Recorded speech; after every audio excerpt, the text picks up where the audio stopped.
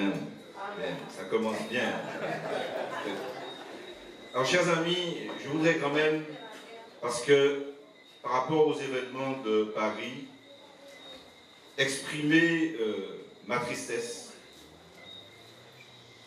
exprimer aussi ce que nous avons fait à travers un communiqué, ma compassion et ma sympathie pour les familles des victimes. Et nous avons une pensée, toutes les victimes, toutes les familles. Et bien évidemment, nous avons une pensée singulière pour nos frères et sœurs qui vivent en région parisienne. Alors, beaucoup se sont posé la question de savoir pourquoi nous n'avons pas annulé la rencontre de ce soir.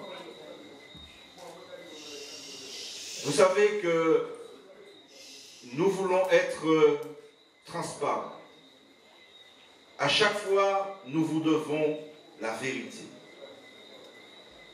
Une raison pratique peut l'expliquer. Nous avons dû annuler la rencontre qui était prévue au François de la semaine dernière parce que nous avons tenu à être solidaires des familles franciscaines touchées par les intempéries de la semaine dernière. Donc, lorsque nous avons appris cette nouvelle de Paris, nous avons, comme l'a dit mon ami Samuel Tavernier, beaucoup réfléchi. Et nous nous sommes dit tout compte fait que nous allons organiser cette réunion.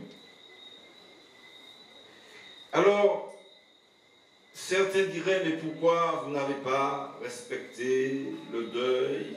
Et ils osent le terme de trêve. On fait une trêve.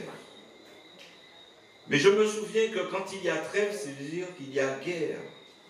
La trêve de Dieu. Ça veut dire que, et on le voit bien, il y a des matchs qui n'ont pas été annulés. Nombreuses et nombreux seront celles et ceux qui iront en boîte ce soir. Des spectacles n'ont pas été annulés. Pourquoi donc annuler un meeting politique? Parce que, disent-ils, faisons une trêve. Ça voudrait dire qu'en quelque part, nous serions en guerre.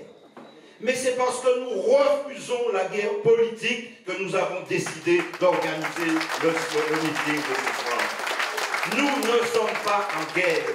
Nous refusons ces guerres inutiles, stériles, qui stérilisent l'énergie martiniquaise.